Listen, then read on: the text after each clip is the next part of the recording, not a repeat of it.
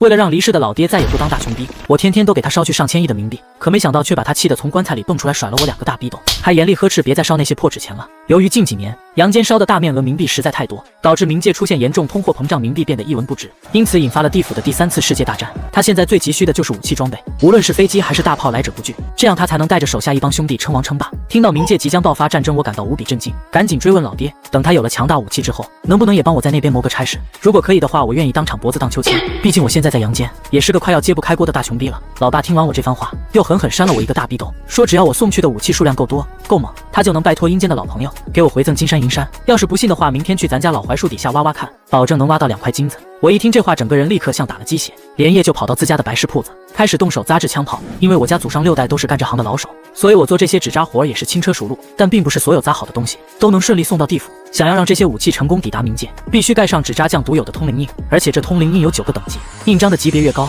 能送到阴间的物品也就越多。由于我手里的通灵印目前只有2级，所以现阶段只能造一些步枪和冷兵器送过去。不过老爹临走之前告诉过我，只要他在阴间当的官越来越大，我手上的通灵印级别也会跟着提升。况且现在地府战争才刚开始，先给他弄过去几挺机枪就足够用了。我整整忙活了一整夜，总算造好了4挺重机枪，外加几把手枪，全部盖好通灵印，烧给了地府的老爹。一边烧还一边念叨让老爹务必争气，在下面保佑我发大财走好运。念叨完又顺手用纸给老爹扎了把倚天剑。第2天一大早，我就迫不及待地跑到老爹说的大树底下，使劲挖了半天，果然翻出来2根沉甸甸的金条。看来老爸真的没有骗我，这才刚烧过去几挺机枪，就换回来2根金条。要是再多烧点过去，那还不得上天啊！我正兴高采烈地准备出门消费，却发现自家店铺门口早就围满了人，而且全都是受去世亲人托梦专门跑来买机关枪的。我随便挑了一位妹子请进店里，这妹子一进门就告诉我，她昨晚梦见过世的哥哥了，哥哥让她来找我买机关枪和一把什么剑。听她这么一说，我点了点头。我刚才就在琢磨，这些事8成跟我老爸有关，现在看来肯定是老爸在下面帮我招揽生意。于是我要来女孩哥哥的生辰八字之后，立刻动手开始制作机关枪。没过一会儿，就在后院帮忙给他哥哥烧下去了。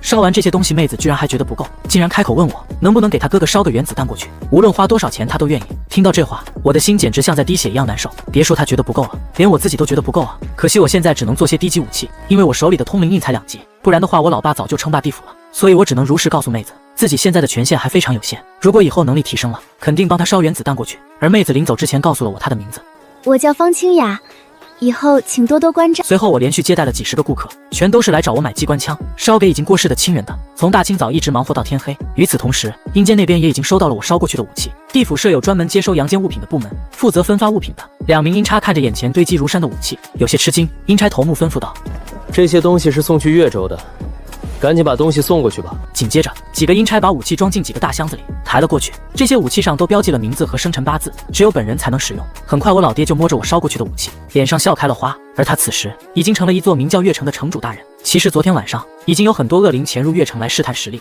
结果都被他抱着的那挺重机枪全给打跑了。而今晚肯定会有更多的恶灵大规模杀过来。想到这儿，他立刻吩咐手下们拿起机枪，在城墙上布置好防线，准备迎接新一轮的恶灵袭击。恶灵是由人的怨气形成的，作恶的力量比普通灵体要强得多。之所以数量无穷无尽，是因为在阳间人人心中都有怨气，这些带着怨气的人死后进入地府就会变成恶灵，而且生前怨气越重的人，死后形成的恶灵也就越厉害。但老爹他们都是灵体，只要消灭恶灵就能获得名利，从而提升自己的职位和实力。而恶灵如果杀掉灵体的话，也同样可以获得名利，提升自身实力。两者之间唯一的差别就是恶灵还可以直接吞噬掉灵体。而就在此时，越城城墙下面，一个身穿铠甲的恶灵正满脸不屑地看着众人。他正是越城附近恶灵的首领铁煞。如果铁煞真的能拿下越城，吞噬掉所有灵体，他就可以升为金煞，再努力一把，回到阳间也是有很大几率的。林远山，昨晚我们派出的人只是为了试探你们现在的战力，你以为你们真的比我们强吗？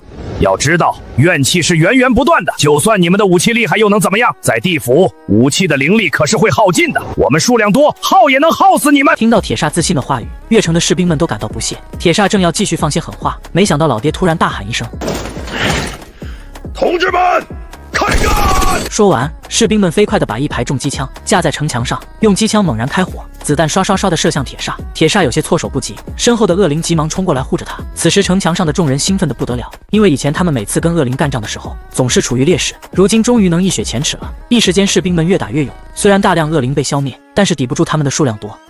大家继续在这里干，我先联系一下我儿子，让他给我烧更多武器。一听这话，众人都很开心，有城主的少爷在，就有源源不断的武器，对付恶灵根本就不在话下。说罢，老爹便来到一个角落，启动了联络室。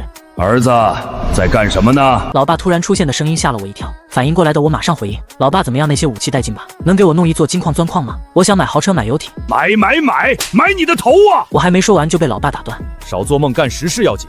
才弄了多点武器你就想发财？继续给我烧武器，除了重机枪，再来一些威力更大一点的武器。被老爸一顿怼，我有些郁闷。我说老爸，你再给我搞2根金条。没有拿到宝贝，我有些没干劲。我很清楚，老爸的做事风格就像古董店的老钱，鬼精的，总想着占便宜。他喵的，整什么整？你掉钱眼里了？马上给我做武器，我还在打仗呢。麻溜的，只要今晚打了胜仗，我就可以升1级，这样咱家的通明印也能激活到3级。有了更高的权限，你才能发大财，懂不懂啊？闻言我一下子来劲了，转念一想，我又有些怀疑，老爸你不会是在忽悠我给你干活吧？听到这话，老爸再次破口大骂：连老子你都不相信？老子今晚要是失败，你永远别想发大财了！我笑呵呵道：好吧，我马上干活。对了，老爸，通灵印升到3级的话，可以烧什么级别的武器？迫击炮能整吗？铠甲勇士能整吗？而老爸表示没有过先例，让我看着整。跟老爸联络完，我就开始干活。至于威力大一点的武器，就手榴弹吧，制作起来也比较简单。不一会我就做了好几10个手榴弹，并烧了过去。老爸不是急用吗？先把这些给他烧过去撑一下。与此同时，地府里越城士兵身前的机枪渐渐开始毁坏。这玩意到了地府是有灵力的，虽然拥有无限子弹，但是灵力也会耗尽的。这些武器不能无限使用，况且这场战役打了这么久，灵力快要耗尽也是理所当然。不一会大家的枪几乎都已经损坏了。见状，铁煞再次得意了起来。越城的火力降低了，都给我冲！林远山，我现在给你一次投降的机会。就在恶灵大肆攻城的时候，阴差给林远山送来了一批火，那是一大箱手榴弹。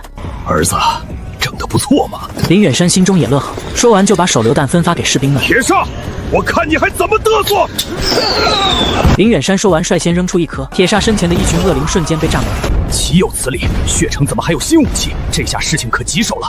这样炸下去，他们还怎么冲？不是送死吗？兄弟们，狠狠干他丫的！杀！林远山斗志昂扬，士兵们刷刷的扔出手榴弹，轰轰轰，爆炸声连连响起，而且都是朝着铁煞扔的，害得他一直抱头鼠窜，还一边躲一边骂。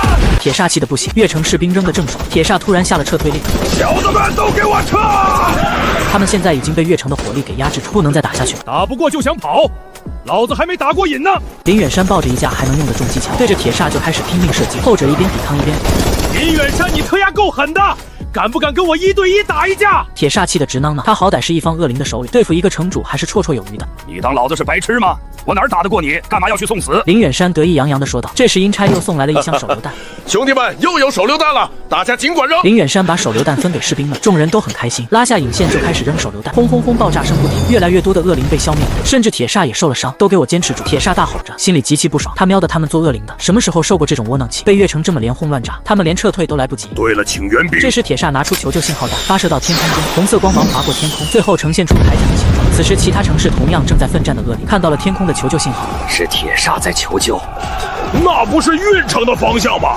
铁煞也太没用了吧！连一座城池都攻不下，小的们，我们这就去越城帮他。看到铁煞的求救信号后，其他地界的首领都率领手下过去，而那几个城池的人顿时说越城太牛了吧，把恶灵打得都求救，我们也去越城吧。这附近的其他恶灵应该也都过去帮忙了。其他城池的城主也都带着士兵过去。林远山他们扔手榴弹正扔得过瘾，铁煞恶狠狠地喊道：林远山，我已经找了救兵了，我就不信你还能撑得下去！居然搬救兵，好啊！你尽管求救，来多少我就杀多少。林远山依然有底气，因为儿子这个武器库会一直给他做后盾，他就怕恶灵们都撤退，那他就没有名利可赚，无法更快提升自己的等级。不一会，各方恶灵浩浩荡荡的出现，有一方恶灵手里都拿着大铁锤，比普通恶灵更强一些。铁煞，你怎么回事？你也太狼狈了吧！越城有那么难攻吗？你居然被人家给压制住了，真没用啊！别着急贬低我。你知道越城用的是什么武器吗？铁煞气愤道。其他首领急忙看向越城，只见城墙上守卫们正在分发手榴弹。他们怎么会有手榴弹？我就说嘛，铁煞不至于这么没用吧？这时候，其他城池的城主纷纷赶到，看到越城的装备后都被震惊到，难怪恶灵会求救。你们没有枪支弹药，还是我们自己来吧。既然来了，你们就一起见证一下，看我是如何虐死恶灵的。林远山自信一笑说道。其他城主还是有些担忧，敌人数量这么多，而越城就这么点，就算有厉害的武器也很危险。他们正要劝说林远山，可就在此时，城墙上方出现一个传送门，一大堆武器被传送了出来，有重机枪，还有手榴弹。阴差为了方便送火，直接开启传送。在爆发战争的时候，城主有权限使用传送，城主们都目瞪口呆了。这是从阳间捎过来的，原来林城主家有通明印，这下越征可发达了，随时都可以有武器送过来。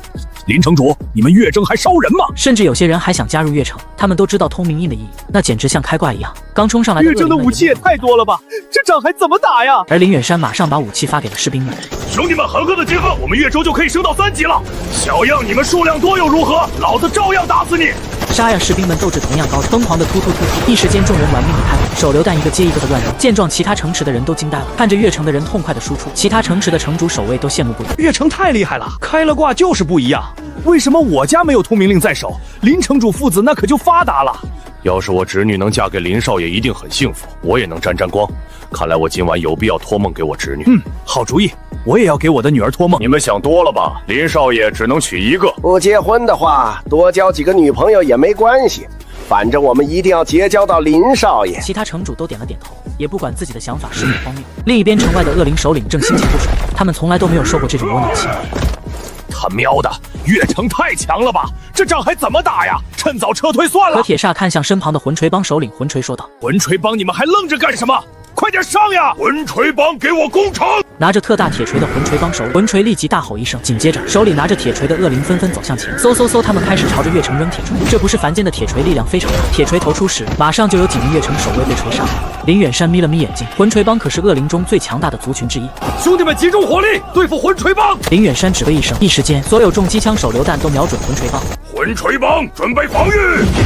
看到越城的意图，恶灵也早有准备。凶兆族首领一声令下，大量奇形怪状的恶灵出现在魂锤帮前方，他们周身都被黑暗的凶器罩包围，防御力非常强，子弹和手榴弹攻击在他们身上，并没有造成任何损伤。等到第一排的恶灵扛不住后，后面的恶灵会立刻顶上，一时间他们还是挺难缠的。铁煞看到这里，心里终于舒坦了一些。这里有不同种族群体，各大种族都有各自的优势劣势。比如铁煞是铠甲族，他们身上的凶器形成的是铠甲，他们可以防守也可以攻击。当然，这两个属性分别比魂锤帮和凶兆族弱一些。若不是被越城开挂，他们是不会攻城失败。这边林远山陷入了思索，敌人现在既能防御又能攻击，越城根本就占不到什么便宜。你们先打着，我让我儿子帮我们烧一些能消灭凶兆族的装备。而此时我正靠在了躺椅上，烧了这么多，也差不多了吧？干了这么久的活，我感到浑身疲惫。看着院子里的一大堆灰烬，我正想收手，老爸的声音又响起了：“儿子，这边遇到了更厉害的恶灵种族，赶紧再给我烧一些别的武器。本来我占了上风，没想到敌人搬救兵了，你烧的那些武器不太好用。”听到这话，我顿时有些气急。老爸，你有没有搞错？重机枪、手榴弹都不好使。随后，老爹把战场上情况遇上魂锤族和凶兆族的事说了一下。对此，我有些郁闷。不是吧，恶灵这么厉害，还有防护罩。既然枪和炸弹都没有用，那我还能烧什么？通灵印的权限才2级，老爸我可没办法。老爹这时突然灵光一现，我记得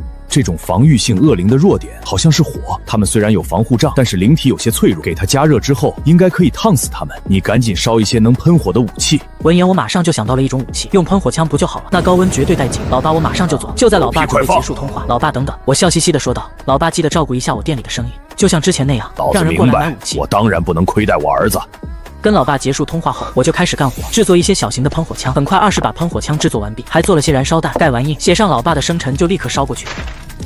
此时，另一边的地府越城士兵正在疯狂输出，可敌人的损失却很小。被凶兆族保护着的铁煞得意洋洋，不停嘲讽着越城众人，而恶灵首领们也都是一脸得意的看着越城，尤其是凶兆族的首领，防御力就是强，不管你们有多少武器都没用。可他们一看林远山，一副胸有成竹的样子，那些恶灵首领隐隐有些担忧。越城的人怎么这么淡定？莫非他们有办法对付我们？铁煞忍不住说道：“林远山，你别再假模假样了，你根本就没办法对付我们。我看咱也别这么将就了，赶紧休账吧，谁也无法奈何谁。今晚算是平局，不过你等着，下次我一定要拿下越城。”听到铁煞的话，其他恶灵首领也没有意见。众人都很清楚，他们今晚拿不下越城，敌人的武器太猛了，再加上其他城池也会帮忙，他们就更不可能攻下越城。经过今晚的战役，恶灵的损失不小，不过他们也长了一些经验，知道怎么克制越城的武器。下次攻城的时候，制定好战役计划，相信他们一定可以成功。然而，恶灵首领正要下令撤退，却突然听到林远山冷笑的声音：“这就想逃跑了吗？还说我们是平局？我呸！你想休战了，我们还不想呢。”果然，城墙上的传送洞又开启，又有一大批武器传送了过来。众人急忙看了过去，顿时瞪大了眼睛。到好多喷火枪，好多燃烧弹，就知道少爷会雪中送炭的。不愧是少爷，效率真高。这些装备都是用于火攻的，正好可以克制凶兆族。少爷威武！不行，我一定要让我妹妹追求他，今晚回去就托梦给他。小苏，让你妹妹下手快一点。越城众人都开心了起来，城外恶灵也惊呆了。他们怎么又有武器？还是用于火攻的，可恶！正在观战的各大城主看到那些喷火枪、燃烧弹，纷纷瞪大了眼睛。越城的挂可真厉害呀！林城主的少爷效率太高了吧？越城需要什么就有什么，照这样发展下去，越城肯定是地府的超级大城市。不宜迟，我现在就要给我女儿托梦，让她追求林少爷。我也要去，可我只有儿子。没事儿，让你儿子也试试，也许林少爷男女通吃呢。我连儿子都没有。你老婆不是还年轻吗？让她上呗。对呀，我马上就去给我老婆托梦。城外那些恶灵已经大惊失色，再打下去，自己这边绝对会吃亏的。没准越城还能搞来大炮、原子弹之类的。现在恶灵都慌了，赶紧跑啊！今晚这仗打得太窝囊了，再打下去只会更窝囊。想跑没那么容易，兄弟们，放火！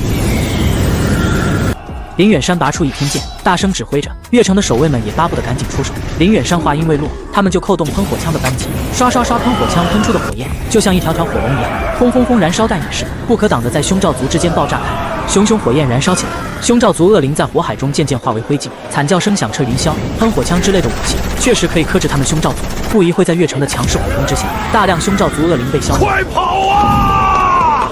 一时间恶灵们落荒而逃，他们没法抵抗。别让他们跑了，趁胜出击！重机枪、手榴弹什么的都给我用上，火力再狠一些！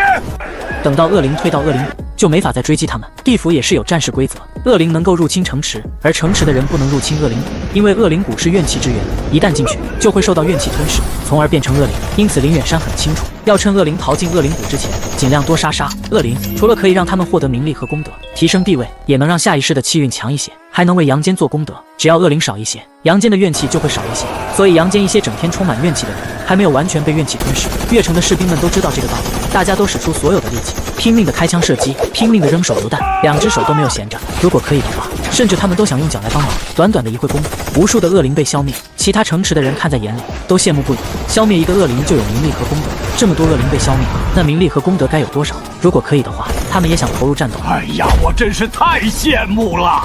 恶灵一边撤退，一边保护着他们的首领。尽管越城火力很猛，但他们的数量还是有优势，不至于全军覆没。这些首领都能安全回到恶灵谷，他们的首领没事，死再多的恶灵都没关系，因为这些首领都有特殊属性加持，他们可以用怨气重新复活手下。恶灵的怨气可以源源不断的产生，他们从来都不需要担心兵力损失。此外，获得重生的恶灵比之前的实力会更强，所以恶灵都会心甘情愿的为各自的首领牺牲。林远山看着城外，一脸遗憾的说道：“我们还是没能干掉那些首领，可惜呀。”如果能消灭那些恶灵首领，他就能成为4级战士。稍稍遗憾了一下之后，林远山对身边的士兵们：“同志们，清理战场吧，我们赢了！”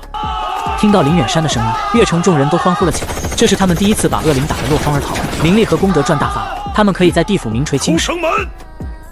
林远山一声令下，众人蜂拥而出，城外空中飘散着一大片一大片的名利，都是恶灵被消灭后留下来的。林远山他们闭上眼睛，开始吸收，大家都一脸享受。看到这一幕，其他城池的人都羡慕不已，好多名利却没有他们的份，他们只能眼巴巴地看着，就好像乞丐看着富人吃大鱼大肉，却感觉太不爽了。今晚过后，越城的整体实力将得到疯狂的提升，越城的等级也会提升到3级。当然，实力越强，责任就越大。根据地府的法则，恶灵谷和城池是相互制衡的，城池越强，恶灵谷也越强。这听起来不是一件好事，毕竟双方阵营的实力差距永远不会拉开太大。不过林远山他们反而很开心，恶灵变得越强，被消灭后送给他们的名利和功德就会更多，这事情何乐不为？高级玩家杀高级怪不是很正常的吗？因为越城变强以后，再杀低级恶灵，获取的名利速度就会太慢，因此地府的法则设置的很正常，大家都没有异议。等到城外的名利全都被众人吸取后，越城也发生了巨大的变化。城池突然被金色的光芒笼罩，金光洒向城池的每一处角落。这时候众人振奋地等待着，光芒出现后，也代表着越城终于升为2级城池了。随着光芒洒下，整座越城的面积开始增长，城墙更加坚固。参与战斗的守卫们，每人的头顶上都出现了金色的小花，一朵花代表的是1级，2朵花是代表的是2级。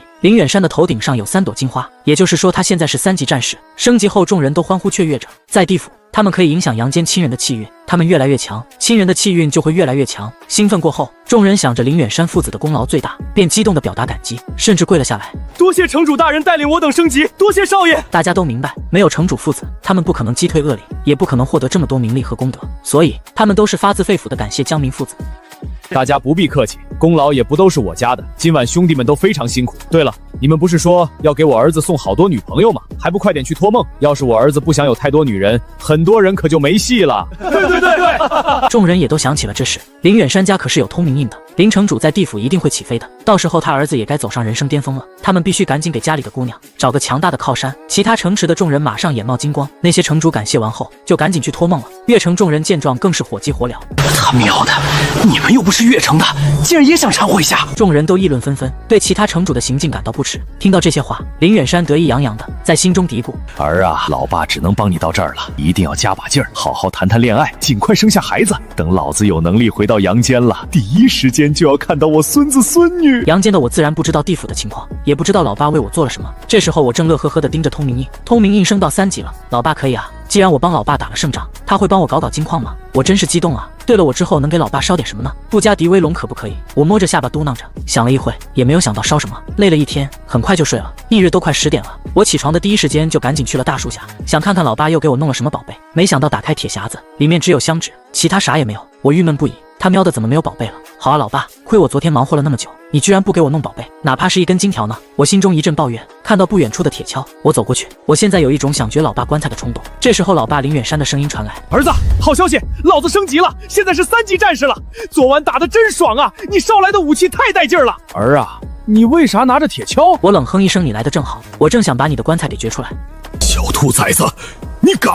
小爷的宝贝呢？你打了胜仗挺爽啊！小爷我可亏大发了，早知道就不给你烧武器了。我现在就去掘你的棺材。等等啊，那个你别急嘛，老子怎么可能亏待你？昨晚是这样的，我们不是打了胜仗吗？兄弟们都很开心，非要拉着我喝酒。你老爸不太会喝酒，才喝了几杯酒就倒了。听到这里，我嘴角一阵抽搐。帮我弄个宝贝能浪费你多长时间？你就不能弄完再喝酒？别解释了，你根本就是没把我的事情放在心里。我这就挖你坟去。哎呀，儿子，不要冲动嘛，老爸会补偿你的。今晚肯定给你更好的宝贝，而且我打仗的时候还想着给你拉生意呢，很快就有更多人找你买武器，还为你做了一件重要的事，以后你会感谢我的。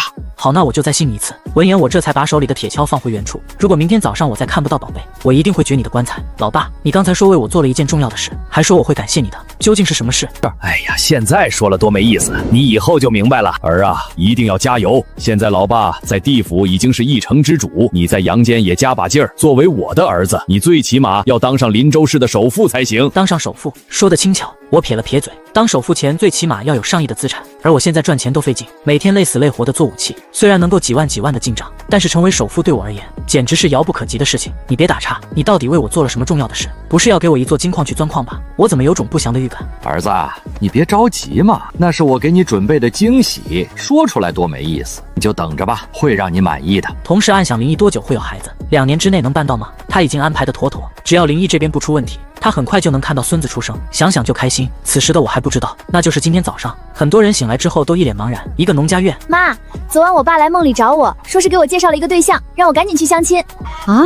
跟谁相亲？是林州市郊外的一个叫林毅的青年。既然是你爸托梦告诉你的，那对象肯定靠谱，快点去吧。哥哥竟然托梦让我追求林毅，我们只见过一面，是不是不太好吧？唉，既然是哥哥交代的，我跟他相个亲也没什么，也许我跟他真的合适呢。孙女，你今天别工作了，赶紧把自己捯饬得漂漂亮亮的。奶奶为什么？当然是去相亲呐。可是我有男朋友啊。切，那个妈宝男，你俩早晚得分，现在分了算了。你爷爷可给我托梦了，说给你找了一个更优秀的对象。你这个短命鬼，说什么呢？竟然想让我改嫁，还说是为我好。好吧，反正我最近也不忙，去就去呗。我倒要见识一下这个叫林毅的弟弟有什么好。爸，你不会是托梦耍我吧？让我跟一个叫林毅的男的结婚？你儿子我可是直男，我倒要过去见识一下，这个男的到底有什么可值得我献身的？这种情况在全国各地出现，很多人都被死去的亲人托梦，都要去林州市找林毅相亲。现在众人基本上都在路上，这时候我对这一切一无所知。我一边看店，一边上网查找武器，想着下次应该做哪些武器，每天必须换新武器和厉害的武器，而且数量上也要达到上限。不一会我心中已经有了想法，我可以做迫击炮，还有各种威力大的炸弹，应该能帮到老爸他们。既然通灵令等级已经3级了，那么烧战车之类的应该可以吧？想到这里，我马上动手了。先是做了一些迫击炮和各种炸弹，然后开始制作战车。对着手机图片，我很快就做出了一辆装甲车。对了，为什么一定要做出中规中矩的装甲车呢？我自己改装一下不就行了吗？望着手里的战车成品，我灵光一现，作为地府的特供军火制造商，我完全可以自己改装。想到这一点，我就付诸行动了。我制作了一些其他武器，都加在了装甲车上，重机枪、火箭筒、榴弹发射器、迫击炮什么的都给安装上去了。当然，各种武器的本身结构没有改变，毕竟我不懂制造，只需要加装就可以了。大功告成，我笑呵呵地拍了拍手，怎么看起来好怪异啊？不像是正常的武器，还有点丑。看着身旁奇形怪状的装甲车，我有点郁闷，改装的都不像装甲车了。算了，只要威力在，好使就行，模样不重要，反正是烧给老爸他们用的。我的心还是很大的，反正武器能用，看着不体面也无所谓。我不打算修改了，盖完了印章我就要烧掉。这时候一道好听的女声传来：林毅。这声音好耳熟啊！林毅看了过去，来人正是他昨天的一位顾客苏婉清。今天苏婉清身穿白衬衫加浅蓝色牛仔裤，看起来青春靓丽，引人注目。她进来时还提着一个礼盒，看向林毅的目光充满柔和。苏姑娘是你啊，快请坐。林毅笑呵呵地走过去接待，坐下后，苏婉清注意到了一旁的怪异玩意，不禁有些奇怪。林毅，你又做了什么东西啊？林毅挠了挠头，呵呵，这是武器，给我爸做的，我自己改装了一下，就变成这个样子。不过应该很好用。苏姑娘，你怎么突然来了？苏婉清低了低头。我哥哥又给我托梦了，让我好好感谢你，说他升级了，都是你的功劳。林毅，真是谢谢你了，这是我的一点心意，收下吧。说话间，苏婉清把一个礼盒放到桌上。林毅摆了摆手，说道：“苏姑娘，你也太客气了，我也是拿钱办事的，你不用谢我。”苏婉清犹豫了一下，开口说道：“林毅，其实我今天来找你有其他重要的事。”她的脸上升起一片红晕。我哥想让我嫁给你。说着，苏婉清的声音越来越小。什么？林毅听到这话，不禁有些无语。干嘛说你哥给你托梦了？如果你真看上了我，自己说清楚呗。那个苏姑娘，我们昨天才第一次见面。林毅委婉地说道。他倒不是不喜欢苏婉清，对方要身材有身材，要容貌有容貌，关键还是一个富婆。这种女神级别的姑娘，一定有不少爱慕者。对方偏偏要跟她在一起，而且两人一共才有过2面之缘，直接谈恋爱的话，是不是太快了？所以林毅一时有些抗拒。如果他跟苏婉清慢慢来，认识久了，没准真有可能终成眷属。又有人进来了，林毅望了过去，来人是一个美少妇，看着30岁出头，身材也很好。我就是林毅，你有什么需要？林毅礼貌地问道。难道又是来买武器的？他老爸给他拉生意可真效率。不错，很帅嘛。美少妇看向林毅，顿时眼前一亮。听到这话，林毅有些疑惑，什么不错？很帅，这女人到底要干什么？还直勾勾地盯着自己，他怎么觉得没有好事？你觉得姐姐有魅力吗？是不是比你身边的小女孩强多了？美少妇瞥了眼苏婉清，淡淡道。就在林毅一脸懵的时候，美少妇一把拽住了他的胳膊。弟弟，跟我走，我们去民政局。看对方的手里居然有一个户口，本这是要跟他结婚吗？今天到底是什么情况？先是苏婉清莫名其妙的要做他女朋友，现在还有个女人要跟他结婚，看样子想玩真的。天呐，谁来告诉他发生了什么？这时候又有女人进来了，而且还不止一个。听到对方问话，林毅一脸懵的指了指自己。你就是林毅啊！你好，林毅，你好高好英俊啊！林毅你好，我们结婚吧，我爸托梦让我跟你相亲。林毅，你看我的身材好吗？是不是你的菜？天哪，怎么有这么多人？难怪我爷爷让我快点下手。林毅，我喜欢你，我们在一起吧！一群女人争先恐后的跑向林毅，东拉西扯的，差点把林毅的衣服给撕烂。我靠，林毅已经呆住了，啥情况？这么多姑娘想跟我在一起？停，姑娘们，我拜托你们不要拉着我。反应过来后，林毅大喊道，随即退远了几步。到底是为什么？这些女人也太奇怪了。林毅正疑惑着，突然他想到了一件事，他老爸之前说已经为他做了一件重要的事，还神神秘秘的说让他加把劲。原来老爸说的事就是他的人生大事，给他安排了这么一群女人。靠，老家伙又他喵给了我一个惊吓，还说我一定会满意。他喵的，你哪次让我满意过？这老家伙就没有靠谱的时候。林毅，你要不要跟我处对象？我可以养你一辈子。别听他的，一个小丫头片子懂什么？林毅，不然你跟我吧，我有经验，绝对不让你失望。拉倒吧，都30多岁了，想老牛吃嫩草啊？什么意思？我这是成熟，比你们这些小姑娘有魅力多了。林毅，快跟我去领证，我先来了。别理他，看，手机是我的。女人们争抢得很疯狂，我说你们能不能不要吵了？我会很烦的。如果你们不买东西，就赶紧出门吧。林毅大喊一声，这些女人总算安静下来了。这些莺莺燕燕的跑到这里闹腾，万一被帽子叔叔看到，肯定误会这里有某种交易。林毅，别赶我走，我当然要买东西。你有什么我就买什么，连你这个人我也一起买了。林毅，别赶我们走，我们当然要买东西。你有什么我们就买什么。2名浑身穿着大牌的姑娘大声道。林毅脸皮有些抽搐，他以前也幻想过，会不会有白富美包养他，让他少奋斗20年。可是他现在不会这么想了。你们还没有真正认识我，就要跟我处对象，这太快了吧？万一我不是好男人，你们不就吃亏了吗？不是好男人，那你更是我的菜呀。有一句话说得好，男人不坏，女人不爱。就是，我也喜欢坏男人，老公坏坏的生活多有意思。女人们毫不犹豫地说道，又把林毅惊呆了，真是拿他们没办法。就在林毅头大的时候，老爸林远山的声音出现了。儿子，怎么样？老爸安排的惊喜不错吧？这声音除了林毅，其他人是听不到的，憋了一肚子气。林毅正想跟老爸算账呢，这老家伙正好送上门来了。林毅直接就要骂骂咧咧，没想到张了张嘴居然说不出话。靠，又是啥情况？我还骂不得了。